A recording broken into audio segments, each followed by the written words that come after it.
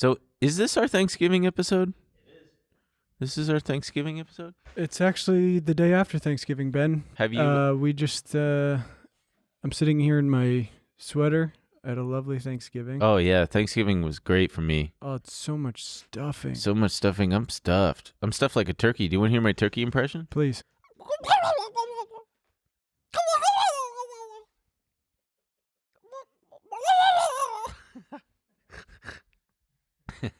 Thanks for that. That's what the turkey sounds like.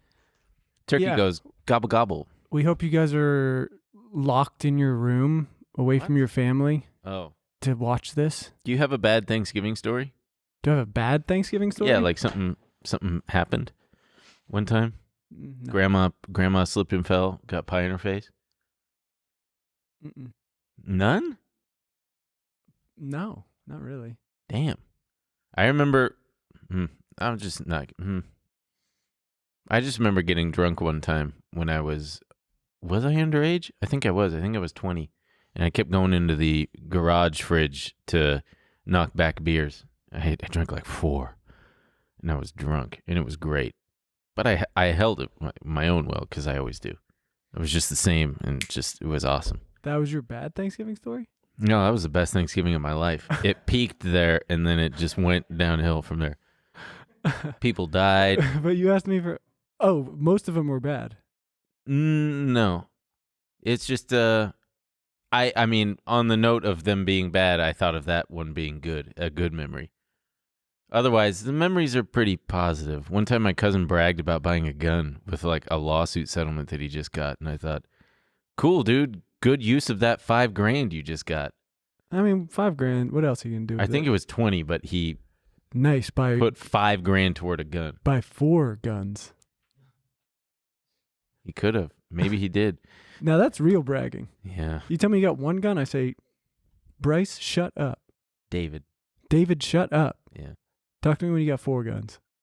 I think he bought 2, actually. Hell yeah. Jesus Christ. David.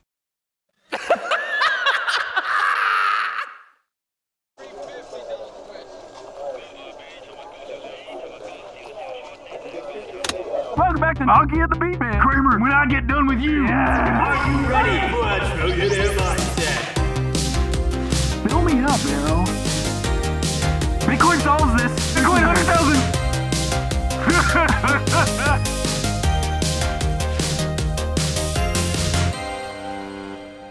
Speaking of David, speaking of guns, Steve Sluts, where are you at?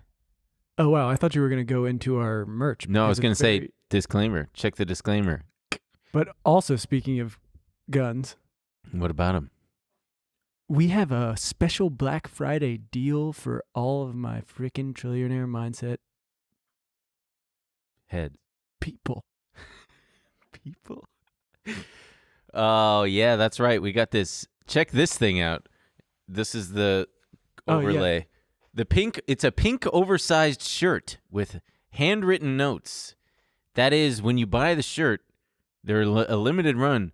You're going to get a handwritten note from one of us, depending on which one gets sorted into the thing. Do you think that some people will really hope that I send it and some people will really hope that you send it? I think everybody will hope that you sent it and be disappointed when they see me being like, "Hey, I love you so much for thank you so much for buying this." I think there are Ben heads and Emil heads. I think each one has a smaller head for the other. So there are Emil heads and they've got a smaller head that's Ben. Oh yeah, they like and us vice both. versa. Yeah, of course. But I think people are going to be like, I'm going to buy that pink shirt, and if Emil sends me a fucking note, I'm going to return it. I think the difference between you and I is that you get probably beautiful women sliding into your DMs asking you to fuck them or take them on dates or whatever. Whoa. Something like that. And I get young men asking for credit card advice. I get young men, too, being mean to me. Well, that's just as good as that's just as good. It beats, look, no matter what, I lose. The young men being like, "Hey, it's my first credit card. I'm 19. What do you think I should get?" And I'm like, "God damn it." And I respond, I'm like, "Get a Discover card. It's probably the best one because they'll give anybody a credit card." Or it's like, yeah, it's, hey, I'm going to New York for my first time. What restaurant do you recommend? I'm like, fuck. Try this pizza place. Oh, man.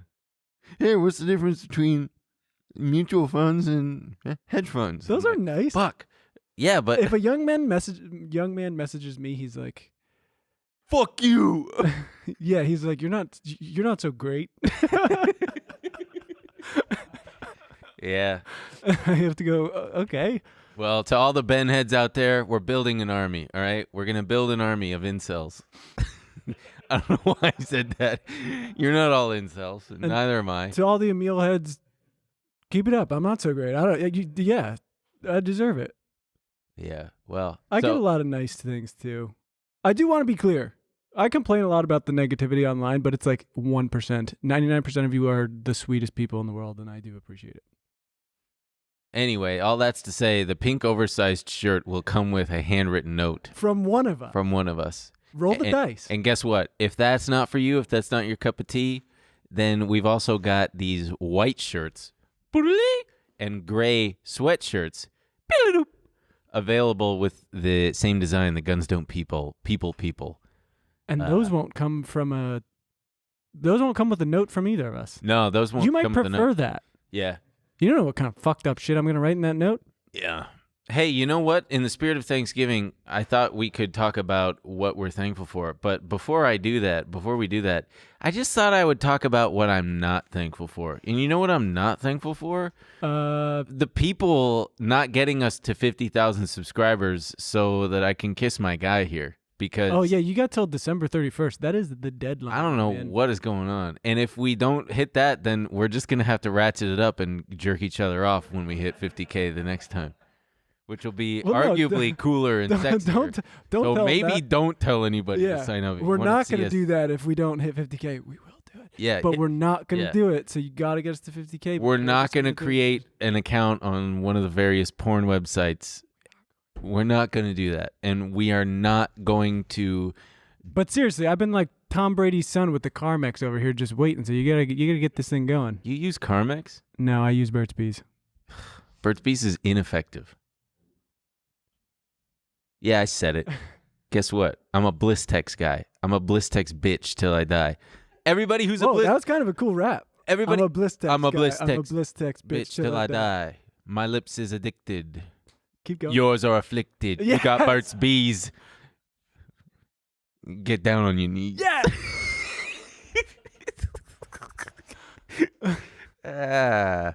Oh, man. Chapped lips. He's got more. Chapped lips. Give got me me doing tips. backflip. No, chapped lip. Fuck. Give me tips. Chap lips give you tips? No, give me tips. Like I'm working in a restaurant. Okay.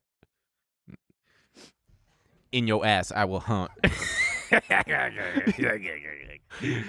Are you done? I don't know. Maybe. Blistex bitch till I die. Stick a fork in your eye. All right. All right, so this is the mailbag episode. You didn't even say what you're thankful for. Oh, yeah, I'm thankful for, having all my extremities full feeling in my body still. And oh, God. Oh, yeah, I got to make it. You must be a hoot at Thanksgiving dinner. I guess. No, I'm thankful for having this show and being able to do it. And having my health, because that's a big deal. That is a big deal. I know some people who have health struggles, which reminds me, I just turned off my phone. I need to remind myself to go to a neurologist. I think you got like 5 reminders in this room. Yeah, can someone remind me to remind myself to see? How the fuck am I going to do that? How am I going to see a neurologist with health insurance the way that it is? What do I do? We'll get you there. God. They just upped my premiums per month. I'm not grateful for that. What are you thankful for, sweater boy? I'm thankful for the show. I'm thankful for my cozy sweaters. I'm thankful for the cool weather in LA right now. You know I love my cozy clothes. I'm thankful for Ben, my sweet host. I'm thankful for my whole family. I love them. My mother, my father, my brother.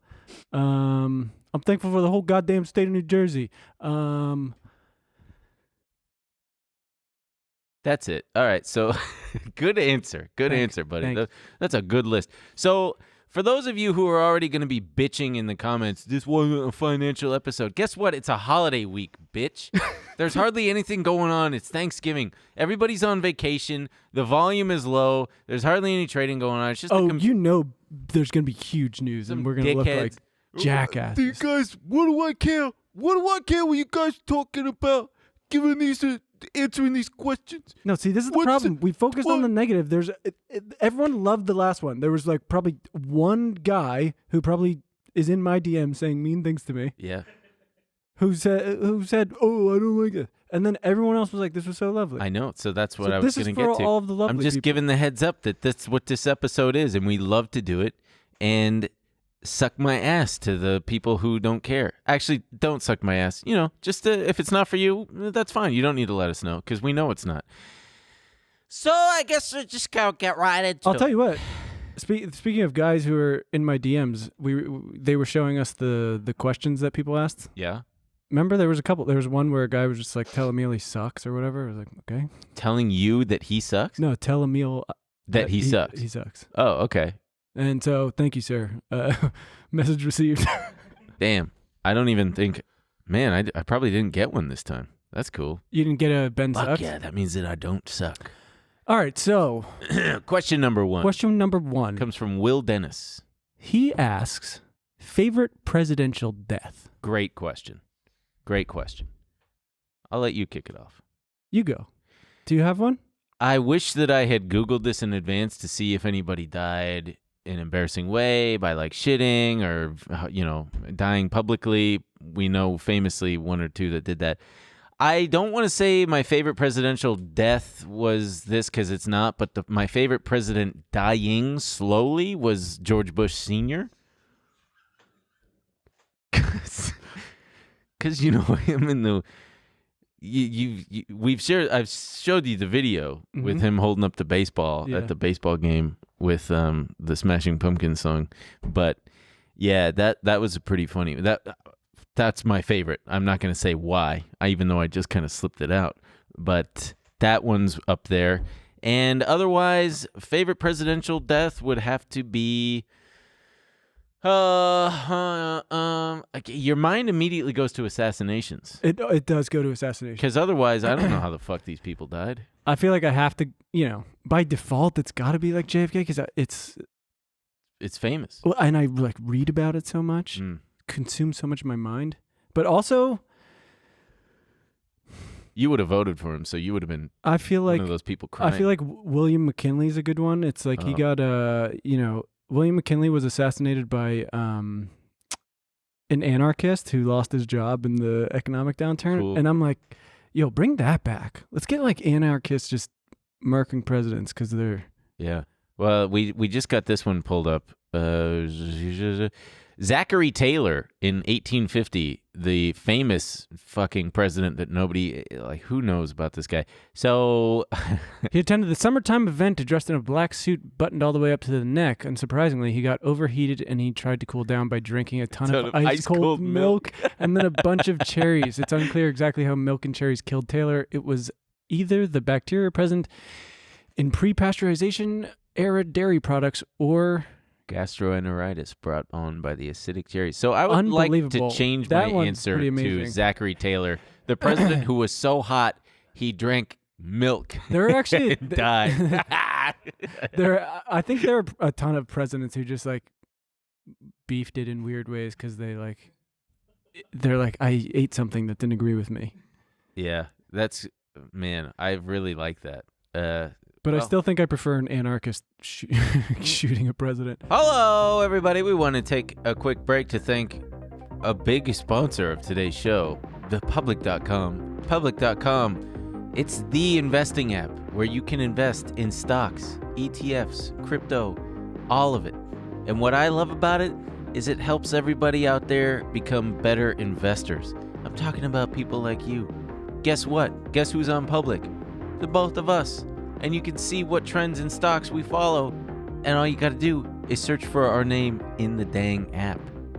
Public is great because you're not alone when you're using it. You know what I'm talking about? You can follow all your favorite investors. You got Phil DeFranco, Graham Stephan, Cody Ko, Shelby Church, thousands more. Ben already said us. What are you waiting for?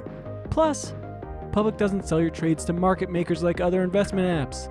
They route the trades directly to the exchanges. You will get a free stock worth $3 to $300 when you go to public.com/trill and create an account. So get started today. And also, for a limited time, when you sign up, you're going to get up to $10,000 when you transfer your account from another brokerage, depending on the amount. That sounds pretty cool. So see the additional terms and conditions in the description.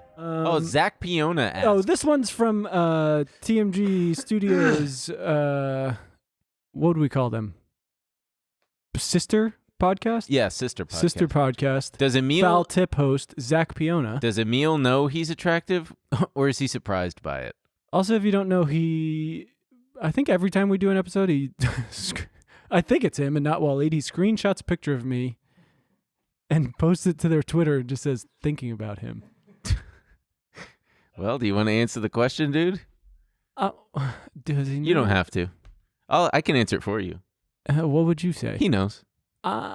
He knows. I think I'm surprised by some of the comments and the DMs. There you go. I would say. There you go, Zach. There's your answer. I never was like, oh, I'm a fucking ug mug. Yeah. Well, that's good. But I also ugly ducklinged a little bit. Yeah? Yeah. I would disagree. I've seen pictures of you when you were younger. You look like Andy Samberg mixed his cum with Adam Sandler. No. Those are two not like super hot dudes, but yeah, they're good-looking dudes. All right, sure. All right, number 3. Blake Michael Katz asks, what gets you motivated every day? I struggle to find motivation for anything. If I had to guess, this guy is like between the ages of 18 and 24. Because, buddy, I hear you. Emil, what gets you motivated every day? What gets me motivated? The gym? Honestly, yeah. I mean, staying active helps me, be motivated and everything. It helps to, like... Sure does. Not fucking... It helps the urge to not just, like, get on the couch. Everything sucks. Like, why would you want to get up and go do anything? Go outside. Nothing good's going to happen out there, but... That's not true. I know, but sometimes it feels that way. And you're like, I could just lay here and it's safe in here, and I don't want to be anywhere else. But yeah, I don't know. Having things you like and wanting to get better at things. Yeah. And a thirst for knowledge. Keeps me motivated. For me, what gets me motivated every day? I also like to go to the gym. It's nice, especially climbing. You get that challenge and constantly breaking the ceiling. Having hobbies is a good motivator. I need to rediscover some of my lost hobbies because I feel like I am lacking in some motivation. Work for me is motivational. I do like to get up every day and do the trading, even if I've had a garbage day before, which I have had plenty of, and I'll get to touch on that with later questions. But if you struggle to find motivation... I know, that's the thing. It's anything, like, if you say going to the gym, it's like, but how do you find the motivation to do it? Right? I'm going to take a guess that you are probably, like most of us, on social media a lot, and with that comes the comparing and despairing, where it kills your motivation simply by seeing what other people do, and it feels impossible to even get started with anything because why bother? Because these people are already so far ahead of me, and they're already doing blah, blah, blah, blah, blah. Well, and it's you can sit home and get cheap dopamine on social media and stuff, exactly or right. you could go get actual real rewards. It's up to us. You can go to the gym. You can pick up a new hobby. You can get better at things. You can better yourself. So you got to hard. want to do it. Yeah. And honestly, when you're younger, it is kind of hard to get into that mindset. I think as I've gotten older, I really do want to. I'm like, every day, I'm like, you're wasting your time, man. I want to improve. I want to get better at stuff. It's the kind of the opposite for me. When I was younger, I found it easier to get motivated to do stuff, partly because I think social media was less prevalent in my life, and phones had not advanced in such a way that they're just always on and in your fucking pocket and easy to access. So when I say it's up to us, it is up to us to regulate ourselves and our addiction to these things, because they bad. They do be bad. They do be bad. It do be that way, and the more that it do, the more that it be.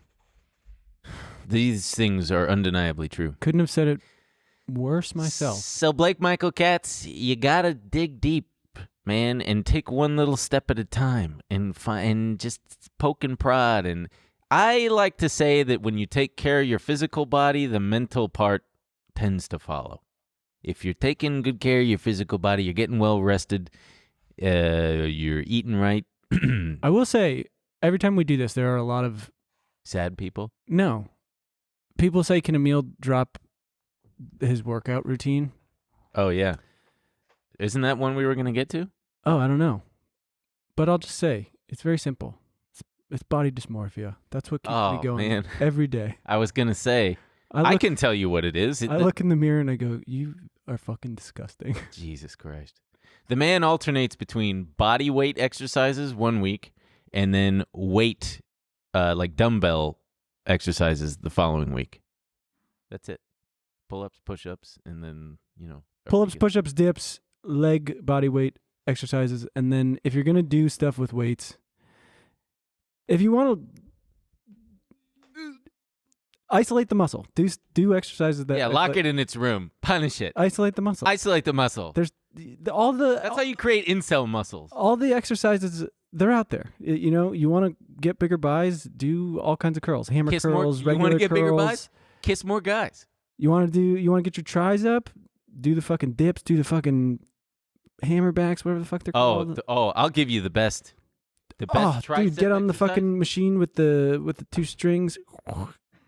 Fucking tricep pull downs. Nah, man. It's all there. The best, as someone who just grew their triceps tremendously, the best tricep exercise is you get on that incline bench and you get a couple of weights and you drop them back as far as your arms will go, and then you just pull them up like that. Oh man, baby, that shit burns. Ben says that works. I don't do that, but That it's one working works. for him. That one works. You want Okay. to fucking get your chest up? Fucking bench, dude. Yeah. Incline, decline, regular bench. Get in there. Next one, dust in your face. What were your dream jobs / careers when you were younger? Well, Dustin, when I was a kid, I used to put on cassette tapes of Elvis Presley and dance around and fucking sing into a tennis racket because I wanted to be a damn musician rock star just like Elvis. And then I would eventually pick up guitar and bass and drums and piano and, record some music. And then I just kind of fell apart a little bit. But I wanted to do that. I wanted to make music. I also wanted to do something in comedy / acting / writing. But I felt too embarrassed and ashamed to admit that. So I never quite fully pursued it as heartily as I should have. There's your answer. Yeah, it's a dream. Like, comedy was a big one for me. Also, as I got older, but was still a young man, and honestly, kind of still feel this way. I think the coolest job out there, a dream job, is music supervisor. Really? Mm-hmm. Damn. The guy who gets to, put the music into the movies and pick. I know several music supervisors. It's a funny job. Like, I know a couple, and literally, one of them I know who got started in it. Just their friend was a writer-director, and they were like, "Can you just do the music on our movies? You got all the good music." Interesting. And then from there they got jobs, and now they do it in so many things. But you have to have, it's so fun. You got to really Got to listen to a lot of music. Yeah. I mean, think about all the times you watch a movie and you're like, Every "Damn, time. what is this fucking song? It rocks." These people know shit you don't even know, man. That's true. The deepest of cuts. Anywho, Chris6 asks, what is a good amount of money to start trading? That's a great question. I would say, I mean, if you want to trade as a to actually make serious money, you would need at least Well, if you really want to be an active trader, you need at least 25 grand because of the pattern day trade rule, which dictates that you need at least $25,000 to be able to do as many trades as you like. If you have under $25,000, if you are below that threshold, you are limited to 3 round-trip trades in a rolling 5-day period. If you're confused by that, just Google pattern day trade rule. But you can become a trader with significantly less, and the way you do that is to do what I do as a prop trader, where you get licensed, which takes just a few months of study, and then you deposit whatever amount of money you've got with the prop firm, and then they leverage it for you. And so you can say you had $5,000, you could trade with, $50,000 or $100,000. They would give you that buying power with that small amount of money. And the firm that I trade at is called T3. So if you're interested in doing that, you can shoot me a DM and I will set something up. See what I can do. All right, that's that question. And the amount I would say is all of it. Risk it all, you pussy. Just do it, whatever you have. Yeah, put it all into my Venmo account. Yeah. Yeah, that's how you trade. Hey, everybody, we want to take a quick break to thank another sponsor of today's episode, Masterclass. Guys, guess what season it is? Did you guess? It's the holiday season. I think you're going to have to upgrade your gift-giving game with Masterclass this year. Ditch the socks and whatever other stocking stuffer crap you're thinking about, because you got Masterclass, baby. With Masterclass, you can learn from the world's best minds anytime, anywhere, and at your own pace.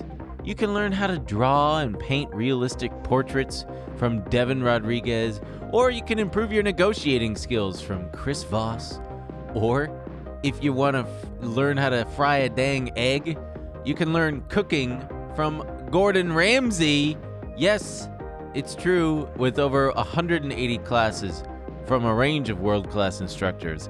That thing you've always wanted to do is closer than you think.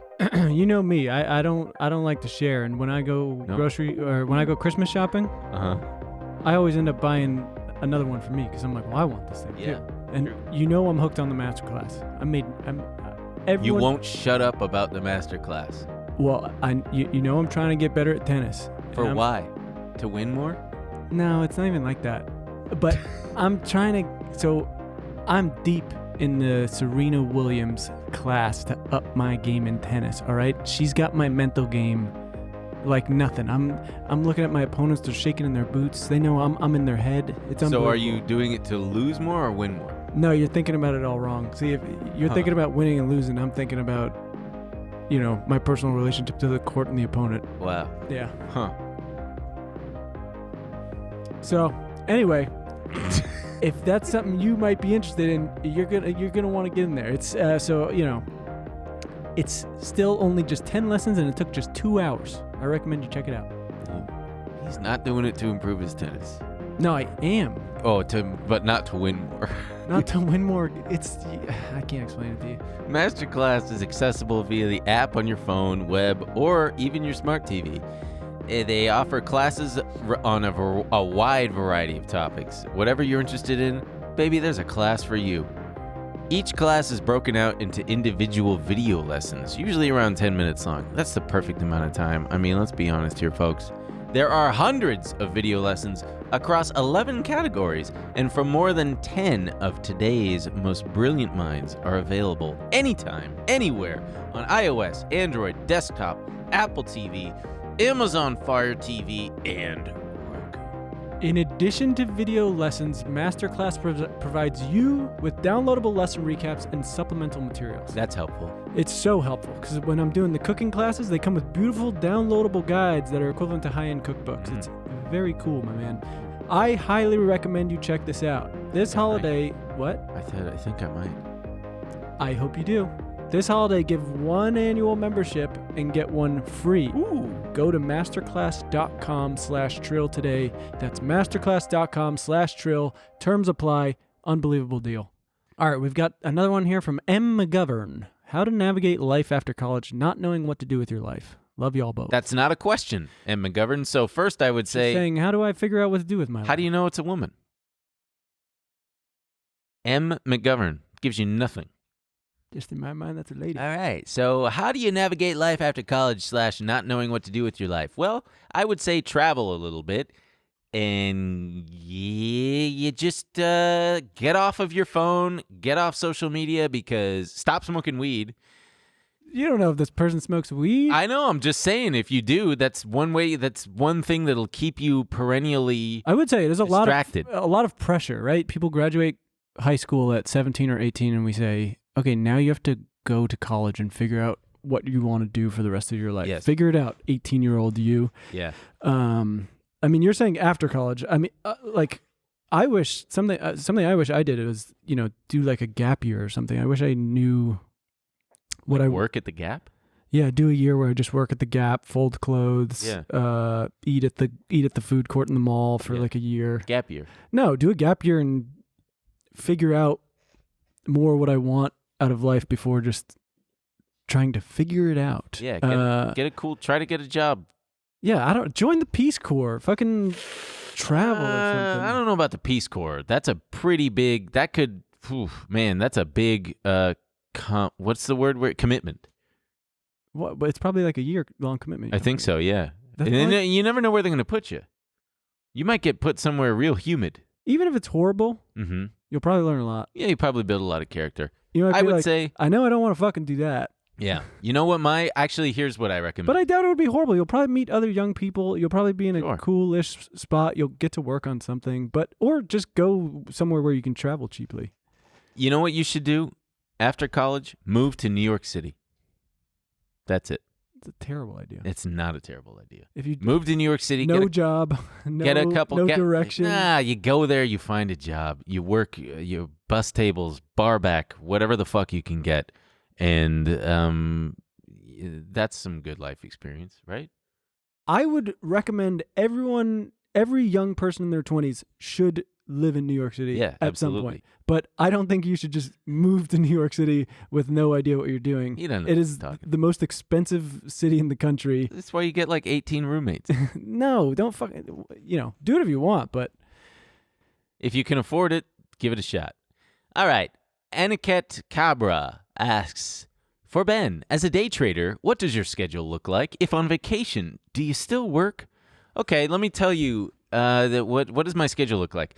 Well, I wake up every day at 6 a.m. It should be 5 or 5:30, and I'm probably going to start doing that now that the Trader Treehouse is soon to be up and running. Probably will be by the time this is airing. But it consists of just being online and watching my stocks and watching the ones that I frequently trade and checking the charts and making trades based on what I'm seeing and cutting losses if I've got some. Just constantly, I've got all my positions on right there, and it shows all my profit and loss on those positions, and then my cumulative profit and loss right there in the corner, and I'm just kind of like make the green go up all day. And, I'm reading the news in the morning. I get a few Daily Digest emails that I try to consume to get me up to speed on what's going on. That's pretty much it. And then the market closes at 1 p.m. Pacific. I'll either take a nap or I'll go to the gym, and then I come home, and all the while I'm still keeping up to speed with what's going on via Twitter. And the same thing at night. I'm just checking, just constantly got my finger on the damn pulse. And on vacation, I still do it because I like it. I bring my laptop along, and if I have time, I'll log on and monitor my shit. So that's that. Next question is kind of related to that from El Rizstop. I'm not even going to try. Where's the line between investing and gambling? Well, investing is when you do it longer term. You put money away and you don't really touch it. You don't look at it. I mean trading. Yeah, and trading / gambling, because some people trade and some people straight up gamble. The difference being, I would say, the frequency with which you're doing it, entering and exiting trades, and the discipline that you've got doing it, and your knowledge in doing it. If you're YOLOing into Seems zero. like there's a fair amount of overlap. Between what? Trading and gambling. No. Gambling would be like, oh, I'm going to YOLO into these 0 day till expiration spy calls that are $5 out of the money. No, I think he means. Oh, well, I don't know what he means, but I thought he meant like traditional gambling, like someone who goes to the casino and a trader. Oh. What's the difference between those two people? Oh, but maybe I'm misreading the question. No, that's a good interpretation too. And I mean, that's just like rolling the dice, hoping that shit works out. Not necessarily. I would say blackjack players, Oh, sure, yeah. poker players especially, really think they would be just like you. Well, They're would say equipped with all the knowledge. They know what to do. Yeah. So I guess the line is calculated risk versus Calculated risk. rolling the dice. Playing craps versus playing poker. Or a slot machine versus fucking poker or something. Anyway. Elise Gathy, do you think Americans are as free as we think we are? I would say no, we don't. I don't think we are. We've talked about this on a podcast. There's like there's a book called The Nordic Theory of Everything where she makes a great point about. It's I believe a person from Finland who moves to America and talks about her experience, and she talks about how Americans like to think they're so free. You know, we can do whatever we want. We don't have this like government nanny doing things for us. But she really breaks down the real freedom comes from when you are. Comes from not living in fear of going bankrupt if you get sick, not staying in a shitty relationship because you're afraid if you leave, you and your kids will no longer have health care.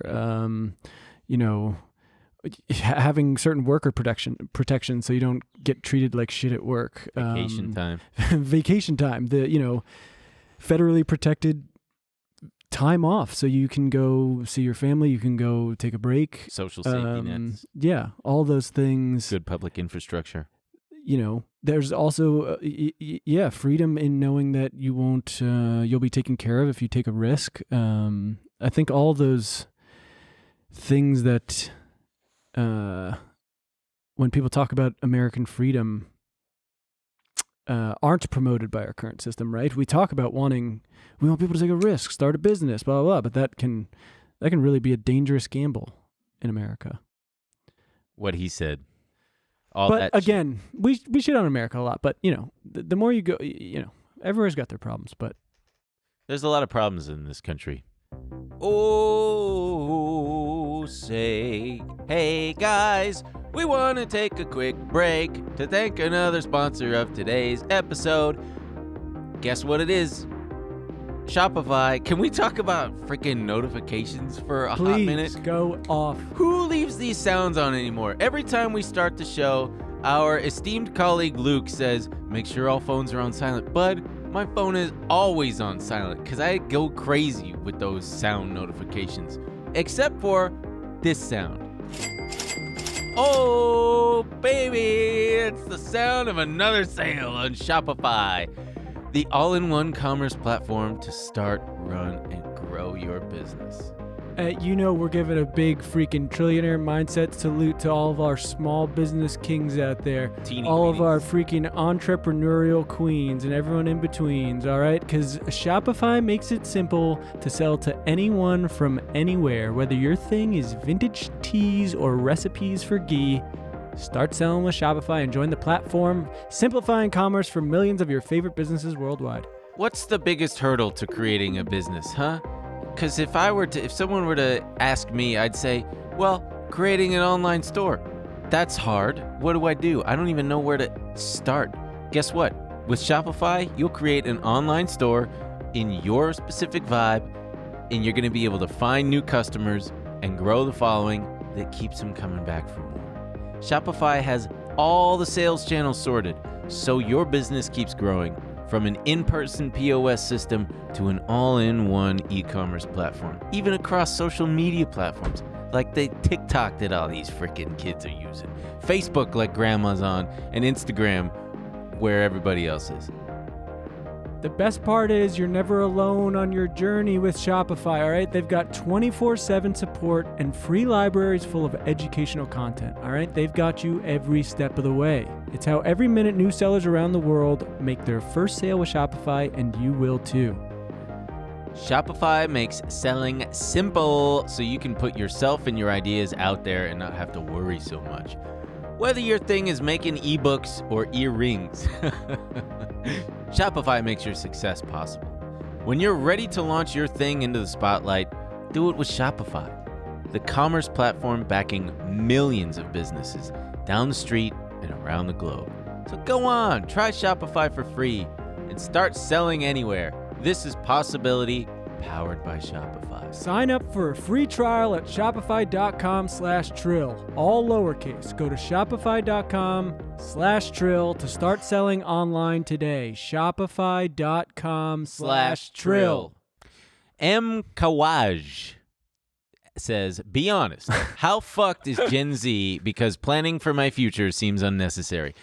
Well, look at it this way. It's either all going to burn or it's not. So which would you rather plan for? You can't plan for it all burning, so you might as well take the optimist side and be cautious, but also assume that you're going to have a future, right? Like, because the alternative is what?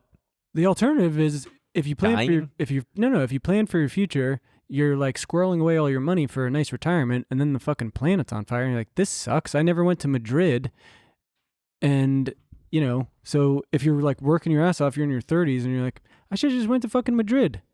But that doesn't. Well, then the alternative is. I love tapas. Yeah, sure. I get it. I think you can have the best. I think you can have both. It's not like you can't plan for the future, and also they're not mutually exclusive. A lot of times they are, depending on your salary. Okay, well, so. But also, I'm assuming that this person has the capability of both saving. Because planning can mean a lot of things. Planning out your career and, having children, buying a home, whatever it is you're preparing for, where you're going to live, versus just being a doomer about it and thinking, well, what's the point? I'm not going to get a job. I'm not going to progress in my career. I'm not going to have any of these things because I'm fucked anyway. I would do my best, and this is me also, I'm trying my best to avoid that line of thinking because it's not just Gen right, Z. We're all thinking that we're shit. Just, the funnier thing, though, is it seems like Gen Z, a lot of them have accepted it, and we're kind of like, I feel like half of my friends are a bit doomer about it, and then the other half are very much, as they're having kids, so they're pretending that it's not fine, and I feel like I have to bite my tongue around them, and, and I can't be like, damn, dude, your kids, Tyler and Olivia, are for sure going to eat people at some point. They're just going to have to. I know you don't want to think about that, but they're going to fucking eat people. And I agree. I think the same thing sometimes, but at the same time, I believe if you look back at all the things humanity has gone through, I mean, we are resilient. The Black Plague comes to mind, the fucking Depression, World War II, World War I. These are a lot of things that they're just images and text in just chapters in history books. But important to remember, millions of people did die during those things. Millions. And it could be you, M. Kawaj. And it felt like the world was ending multiple times to multiple generations. And it did for a lot of people. But not some, but it could be you. Yeah, it could be you. So I leave that decision to you. You wanna live fly by the seat of your pants and not plan for the future? I think that it's a coin toss, basically. It could be, who knows? You could wake up dead tomorrow. There could be a gamma ray burst that destroys the planet Earth, or not. Next question. There is no person who attributed to this one, but psychologically, do you think the energy put into trading isn't equivalent to money output? That is a fantastic question, and one I am looking forward to answer right now. Sorry. I'm a little tired. Also, you got to remember, Ben is Ben's biggest fan. What? Give me a break. No, you just laughed really hard at your joke. It wasn't a joke. I just was laughing at how dumb I am. Okay. See, people, I think you confuse that for the other thing, which is just, man, most often if I'm laughing at myself, unless there was a deliberate joke, which never Answer the question. What the hell is going on? Okay. It depends. It depends on how disciplined you are and how you regulate your emotions, because it can be very stressful and it takes time to learn to not be defeated and what's the word where you're catastrophizing. So it took me a long time, and honestly, the big difference for me was switching from trading my own account to joining a prop firm, because in your own account, whatever money you lose that day, it's gone the next day. Your buying power has reduced by just that much. That can be psychologically damaging in many ways. Chief among them is, damn, I lost that $5,000 or $10,000. Now I've got to be even more careful today because I have that much less to work with today. And there you go. Versus with a prop firm, you lose $5,000 or $10,000, doesn't matter. Tomorrow, you still have the same amount of buying power until you, God forbid, lose whatever amount you initially put in. So if it's $5,000, you lose $5,000. Sorry, too bad, so sad. Please insert more money. But so psychologically, that really helped me to just kind of like separate myself from losses, because it just takes time. It takes time to separate yourself from the losses as being actual real money getting taken out of your bank account, and instead thinking of it as numbers on a screen, which is fucked up too. But another big part of it is paying yourself.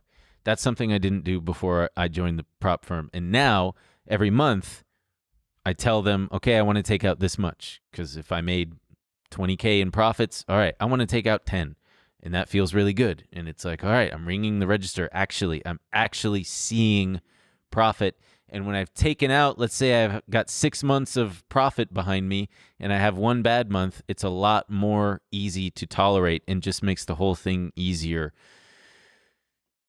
So to answer your question, yes, I think the energy put into trading is worth the money output. At least for me, it far exceeds the jobs that I've had before that I wasn't happy in and had me working 60 hours a week and just feeling like shit over.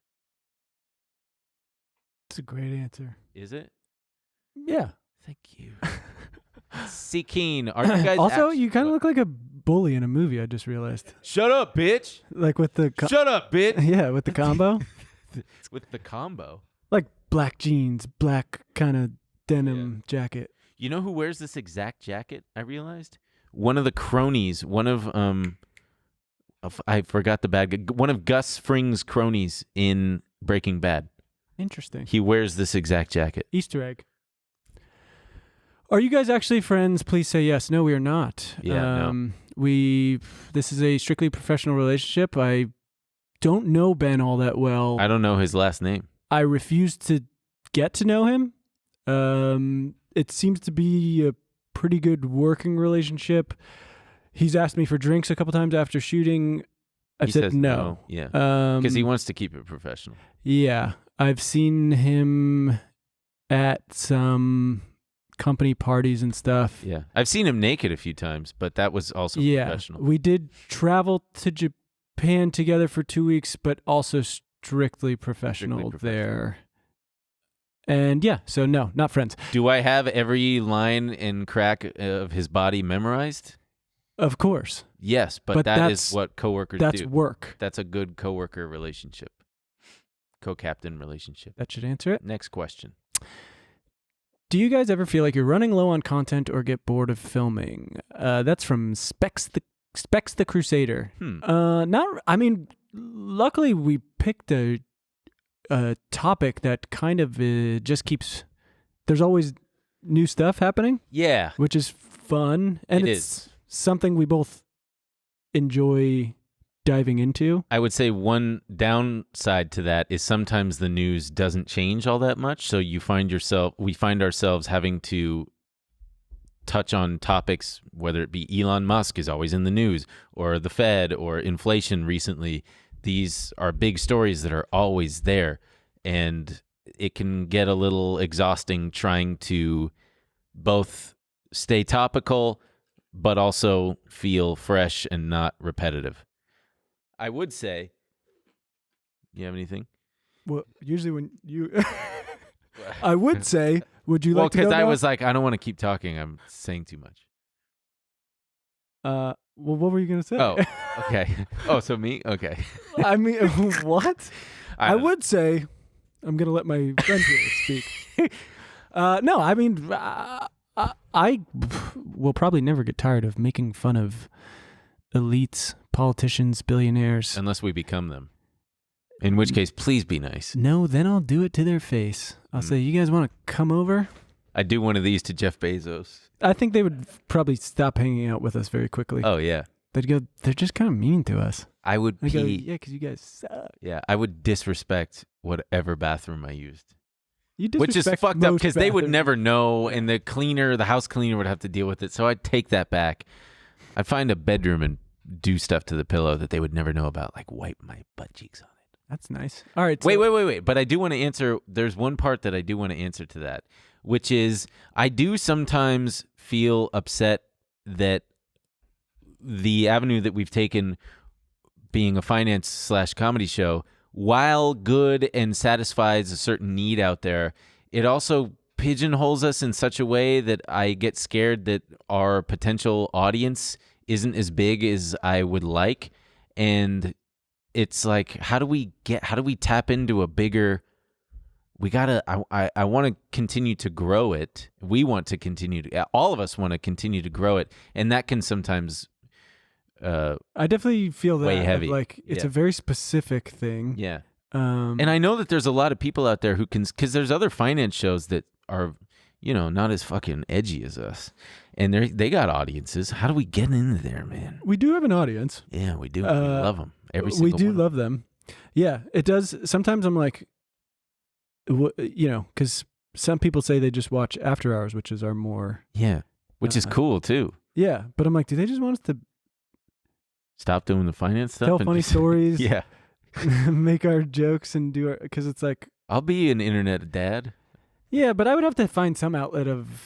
Talking It about- started because we wouldn't shut up about this stuff to Yeah. each other. Yeah. Well, we'll find it. We'll find it. Daniela Vino. How asks, did you guys meet? I don't know if I missed this, but I don't remember ever hearing. You We didn't. actually only know each other from this show. We met the first day of the show, Yeah, we both arrived in the parking lot and at the same time.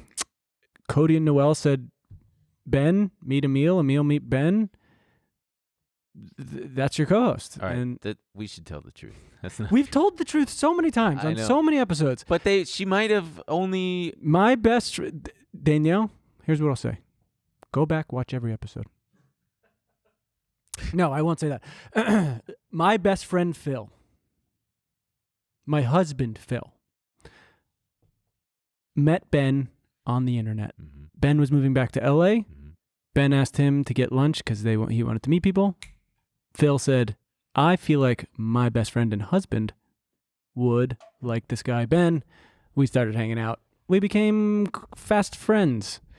We loved each other. And went to we went to the beach a bunch, a big group of us, and then went to the same climbing gym, as it turns out, and that's pretty much it. Okay, Again, we have an. Oh, sorry. no, go ahead. We have an uncredited one. If you didn't have your current careers, what careers would you want / see yourself doing? Good question. I want to be a music supervisor. If you're making a movie, Someone's got to pick the music. let me fucking do it. Yeah. It'll be so sick. And you know what? If you're like younger than fucking 25, all your friends only listen to music on TikTok. They don't know fucking shit. Yeah, that's true. They know 30 seconds of songs. Yeah.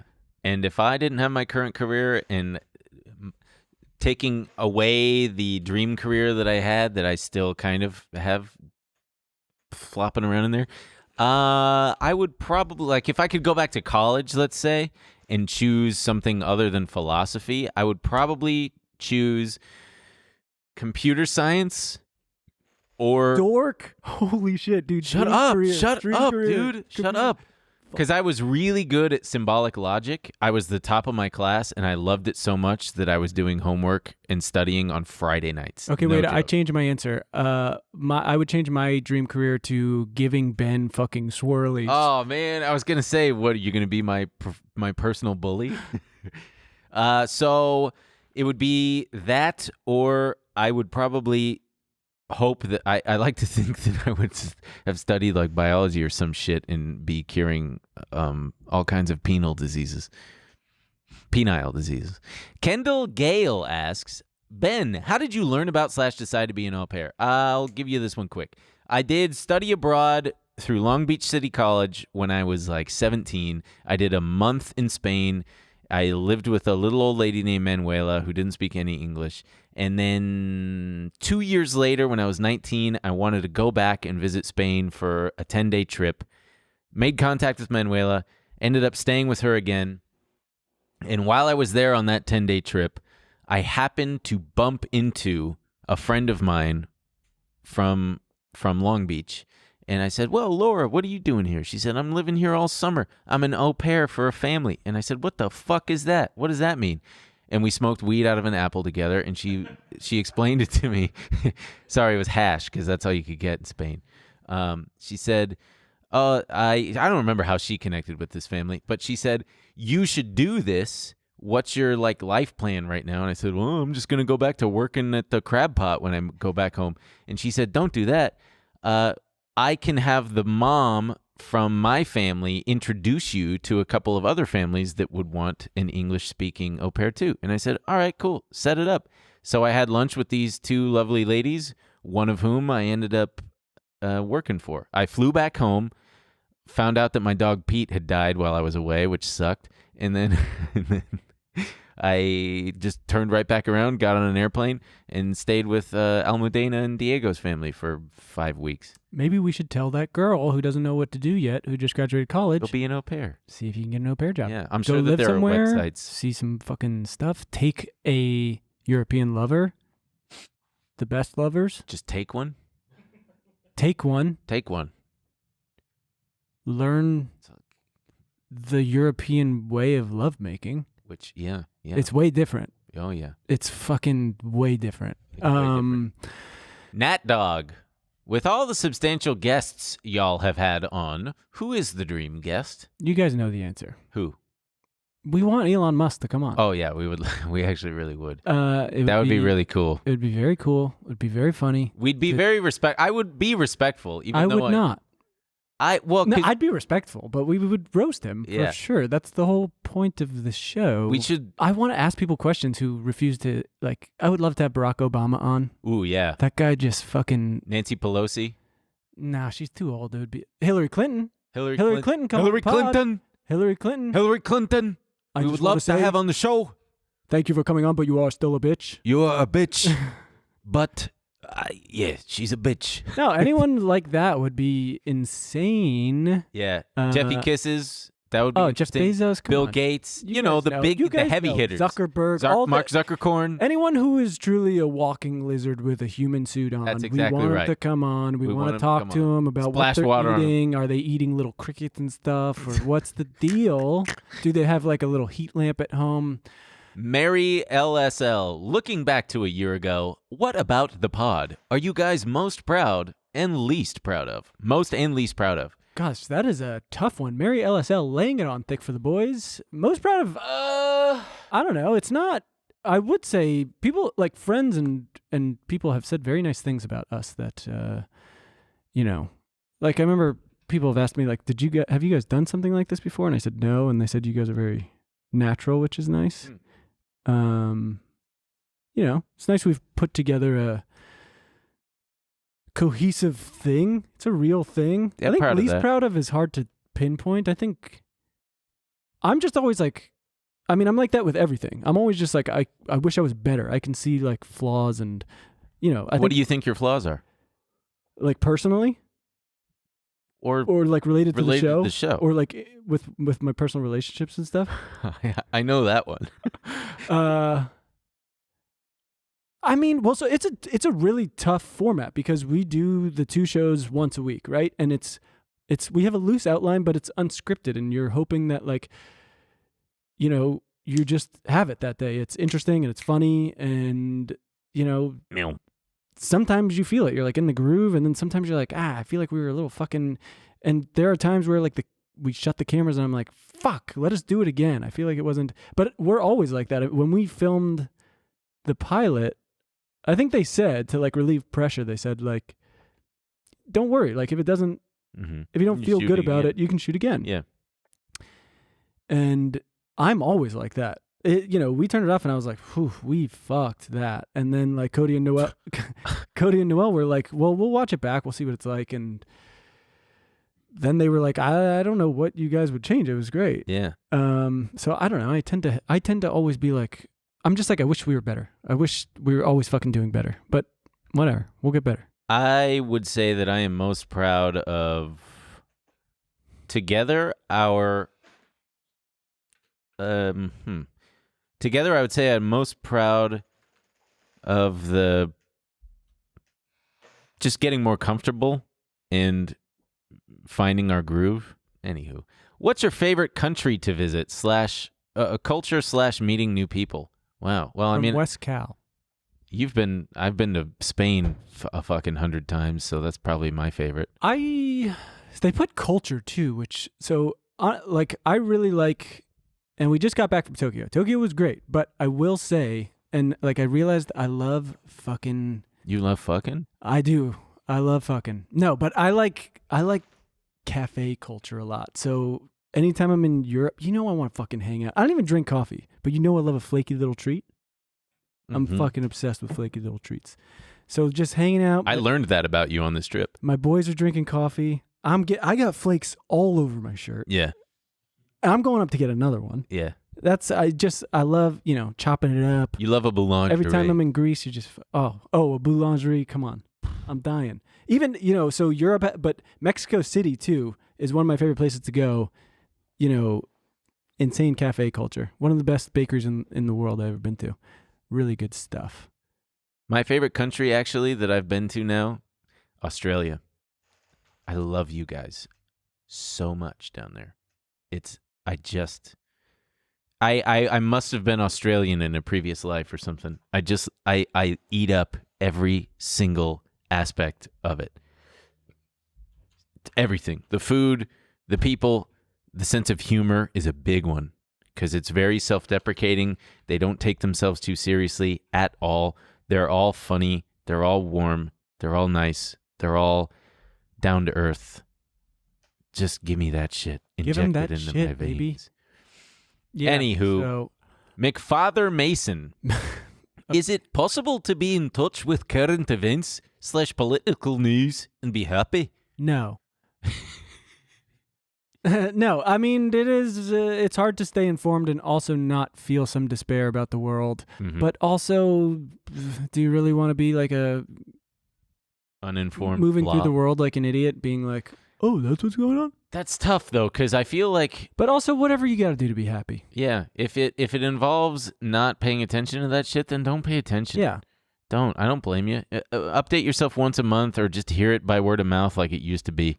Or read the newspaper. I don't stay give away. a shit. I am. Yeah. I enjoy it. But it does mess with me. I've family and friends are like, please stop reading so many CIA books. I think it's you don't leave the house. You're just telling me about fucking MK Ultra, which is a great movie. I really like that movie with Jesse Eisenberg. Is that his name? Yeah, it's fun. I just think people would like it if I'd stop talking about the Dulles brothers. Jacob asks, will you ever go on tour? Absolutely. Yes, we really hope to. We really want to. ASAP. I am trying to figure out how we can do some smaller shows to kind of figure out what the live Trillionaire mindset would be. And we're looking at venues and stuff. I really like this next question, but I kind of want to save it for... Okay, so by the way, I think the bonus episode today, which if you want to support the show, or if you want bonus episode, or if you want bonus content, please sign up you can sign up for us on tmgstudios.tv. But anyway, are we going to continue this in the after hours? Right? Well, let's answer that one in the after hours because All right. The question is, what is your greatest hot take? Yeah, we're going to save that. If that ain't an after hours, you think I'm going to give you the fucking hottest take? Yeah. Okay. So, this person asks what your best concert Emil, what you've was the been best? to. Well, you can't get mad at that when you've said on this podcast, I just don't like going to concerts. I've been to like I don't want to go 200. to any. Emil, what is the best concert you've ever been to, excluding Bruce Springsteen? That is making it difficult for me. But I will say, so Bruce Springsteen is on one end of the one end of the spectrum because it's a huge arena. You're not going to see him in a small, unless you get very lucky. He does sometimes play the small clubs, but I also do. There's nothing I love more than an absolute tiny, dingy rock club. I mean, so. Oh, you know who? I love Ty Segall, and I love kind of every iteration he's done. He's got Ty Segall Band, Fuzz. He was in Gogs. But I remember it must have been like 2012. Reading an article before he formed Fuzz, they were doing a profile of him for his newest record, and him and Charlie Mouthart. They're describing how they're talking about how they're working on a proto-metal album, and they played it for the journalist, and they said they said Ty Segall and Charlie Mouthart just started like jamming out to this proto-metal they made, and I was like, holy fuck, I need to hear that album. And then they put out Fuzz 1, which is just psycho. It's just them playing fucking Sabbath, and it's so sick. And then they played Death by Audio, which doesn't exist anymore. Tiny fucking room. And they jammed us in there. The whole room was just fucking vibrating and crowd surfing. So fucking fun. They burned the goddamn house down. That sounds cool. Yeah. Can I answer mine? I want You to share did say mine. Emil. It says Emil. What was the best Man, you've been to? Bruce Springsteen. Do you think they want to know mine? I bet they Give do. it to him. I bet they do. Queens of the Stone Age at the then brand new Nokia Theater in downtown Los Angeles. It was the third show at that venue, and I was on an eighth of mushrooms, and that was really, really, really fun. And then actually, it feels embarrassing to say now, but Muse, when their album Absolution came out in like 2009 or 2008, whenever it was, before they turned into what they are now, which is less good, but they played at the Wiltern because this is before they were doing arenas in the United States, and I was front dead center with my good friend Shane, and it was the best show. It was so impressive. They just fucking, the light show that they had, the guy had his piano had all this light rigging set up on the back that like corresponded to the keys he was playing, and whenever he would get up and play guitar, he would like really embellish it and get on his knees in front of the people right in the front. It was fucking cool. It was so good. You know what was also really good? Okay, so he's doing 3. Gorillaz. When we saw Gorillaz at the YouTube Theater. That was really fucking good. I just thought of one more, actually. This one. I don't think we have time. Ah, shit. Wait, which one? This one, in hindsight, is not as cool, but at the time, it felt very cool. So we were huge LCD Sound System fans. I had already seen them a couple times, and then they announced that they were retiring after their last album, This Is Happening. And we were shocked. I mean, they were still very young, and they announced that they would be playing Madison Square Garden, and we got tickets. It was the last show ever. They said to dress like it was a funeral. It was fucking cool. Everyone, like, you would see Aziz Ansari walking around the stadium. Donald Glover. There was all kinds of celebs there, and it felt like you were part of this thing. And then 5 years later, they were like, "We're fucking headlining Coachella," or whatever the fuck. And I've seen them like 3 more times since. But that felt very cool. I got one more really good one that I just remembered. Okay. 2004, CKY. Nice. House of Blues, Anaheim. I think it was a Christmas show or Halloween. It might have been Halloween. And you want to talk about not a cell phone in sight, just vibes. That's it right there. It was, they were my all-time favorite band. I'd seen them, I don't know how many times, but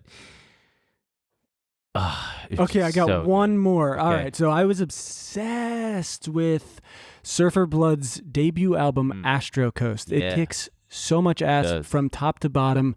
It's like, it was like being in your 20s, early 20s encapsulated, just fucking felt so good. And then I saw them so many times, but the first time I saw them was at Johnny Brenda's in Philadelphia. They just fucking, it was great. Unbelievable. Also the Pixies. Nothing like small. All right, we got Pixies at the Palladium. Okay.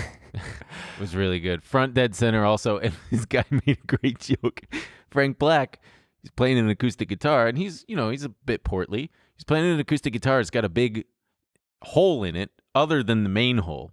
And some dork behind me goes to his buddy, "Man, you see that big hole in his guitar? What's the deal with that?" And his buddy responds, "Yeah, it's where he keeps his snacks." pretty good. Pretty good. Funny. I also got a set list. The Pixies, this is why it was one of my favorite shows. My sister, the Pixies were her all-time favorite band. And throughout high school, she was born in the 70s. So throughout high school, the 90s, all that shit, she had never seen them live somehow. And I took her to that show. It was her first time seeing the Pixies. And after the show, the roadies are like, tossing out drumsticks and stuff. And the guy is reaching, he's about to hand out the set list. He's got the set list that he just tore off from Frank Black's mic stand. And I, being lanky and being tall, I just reached over the barrier and put my hand out further than everyone else. He handed it to me. I gave it to my sister. Good memory. Very good. Anyway. Oh, you know what? Can I give you one really great live experience? Yeah, dude. It's not a, well, there was music involved. Dan Auerbach actually played. But I was a huge Conan O'Brien fan, and I was so upset when he announced that he wasn't going to be on Late Night anymore. He was going to be on Tonight Show. And I always wanted to go see him live. I never went to go to one of the tapings. And then I got to go. I would think I was at the fourth to last one. They were literally taking pieces off the set and giving it to people and stuff. Excellent. Very cool. Young Goulash, what are y'all's favorite friendship memory? Mine would have to be the beach a couple years ago. I think one or both of us was on a little bit of acid, and I had you stand on or get on my shoulders. Oh yeah, that was fun. And we just could not stop laughing, and I walked us all the way down to the water until I could not walk anymore. That was a really good one. That's a good one. We're gonna have to dig up those pictures. I would. It's probably not a specific memory because we've talked about so many memorable ones, but there was a very nice period before the pandemic, 2019. Me and Ben, we would just kind of hang at the gym a lot. There was a co-working space. We would work out. We would climb. We would be there for so long. We would chill. We would chill, tell stories. Sometimes I would be up on the top doing work and I could see him. And I have videos of him dancing. It was just a very fun time. We would hang out a lot and getting jacked with your bud. There's nothing like jacking your bud. I mean, getting jacked with your bud. Koa Williams, favorite restaurants ranging from cheap to mid to expensive, anywhere, or pick a city. Well, I'm going to have to lead off with Long Beach, California, where you've got Holy Moly, which is a taco place, Taqueria on 4th and Redondo, and then my favorite restaurant, it's a bar, Joe Jost's on Anaheim and Temple. Oh, he's a freak for Joe Jost. Pickled eggs, a Joe special, and a schooner of Bush. You've talked about it before. Someone, didn't they run into you there because they were like, "I'm here" because you said it? That's so funny. And then I also love here in Los Angeles, Musso and Frank, which is the oldest bar in Hollywood. It's on Hollywood Boulevard, and I love going there for a dirty martini and a little, I don't know, fucking steak or some shit. I'm trying to think. I wouldn't call this my favorite restaurant, but it is a very memorable dining experience because it was a place I always wanted to go in New York. I would literally always talk about it. It's one of the best restaurants in New York. It's called L'Artusi. It's this Italian restaurant. It's very fancy, and I would always say how I wanted to go. And then when I was moving to LA, my girlfriend at the time said, "Hey, just meet me in," because we lived in Brooklyn. She was like, "Meet me in the West Village at whatever time." And I was like, "Why? What are we doing?" She wouldn't tell me. And then, oh yeah, take a sip of water. as we were getting closer, I started to realize, because there's nothing else over there in the West Village, and I was like, holy shit, we're going to L'Artusi. But I was not fucking dressed for L'Artusi, but it was fine. We looked so out of place. Everyone was in suits. Everyone was fucking just looked very rich, and we were so jacked to be there. They could tell. And they probably get so many jaded rich people in the fanciest restaurant in New York. And they were like bringing us out free stuff, but we were seated next to truly the worst couple in the world. And I get very distracted and I couldn't stop listening. And literally at one point, I only said something because he was saying like kind of like racist and anti-Semitic shit. And I was like, this is fucking crazy. Like, I'm only going to be here probably once in my life. I just don't want to hear this shit. So I leaned over and I said, look, I don't want to like be annoying. Just at least cut it out with the fucking like racist shit and the anti-Semitic shit. And the girl goes, what are we in church? And I was like, okay. Bitch. And then I remember at one point she goes to the bathroom. Guy gets, it must have been a first date, which that's how you know this guy, like he brings first dates to this place. He gets on the phone and he's talking to his friend about her. He's like, and I've never heard someone describe a woman like this in my life. He's gone, dude, she's a badger. She's a badger. And Is that good? I have no idea. We're dying. We're like, what does that fucking mean? She's a badger, She's a badger, dude. She comes back from the bathroom. He puts his phone away real quick and he's like, work. They never stop. Oh my Yeah, truly bad God. guy in a movie. Like if I saw it in a movie, I'd be like, Jesus, this is so overwritten. And then the guy, our waiter comes up to us and he was like, hey, it's a little noisy down here and our private space upstairs just opened up. Do you guys want to go up there? And we were like, sure, I guess. And then when he got us up there, he was like, so sorry about those people. And they were just like hooking us up. That's fucking awesome. desserts. It rocked. It was the greatest. I have 3 quick other New York ones. Commodore in Brooklyn, chicken sandwich, cheap bar, Miller High Life, and a chicken sandwich. Perfect. Ukrainian restaurant on like 2nd Ave and 9th or something like that in the city. It's literally called Ukrainian restaurant. If you search for it on Google Maps, it's right next to this other one called like, what's it called? Vasilka? It's not that one. It's next to it. Amazing. And then one more. It went out of business, but it was called Pearls, and it was Pearls in Williamsburg. Yeah, and it was The, Caribbean food, place, yeah. and it was so fucking. I dream about that good. white spicy sauce. I dream about the white spicy sauce. I dream about the soft shell back crab or whatever the fuck. It was so good. Anyway, we're gonna wrap it up here. Wait. Can you scroll down, see what some of the other ones were, in case there's some really. Can we get a weed episode? Because Brooke and Connor already did one. Yes, we are going to do I'm going to get high or something in an after hours. Emil is not because he's too scared because he's a big baby. He's scared. No, you did. You said, I believe what you said was, I'm scared because I don't know how to handle myself. I did not say that. See, look, how would you handle this if you were high? I would probably giggle. Yeah. I would probably say, quit fucking hassling me, man. Yeah. All right, we'll answer some of these questions in after hours. Also, if you want to hear our hottest take. Yeah. Oh, it's going to be scorching. I think I have one. I have one. We have a similar one. Okay, well, go to tmgstudios.tv if you want to subscribe. Otherwise, hope your Thanksgiving was good. Oh, yeah. Hope your Christmas is going to be good, even though we're going to be here. We'll see you before Christmas. Yeah, we'll see you before then, and Hanukkah and all that shit. Happy New Year.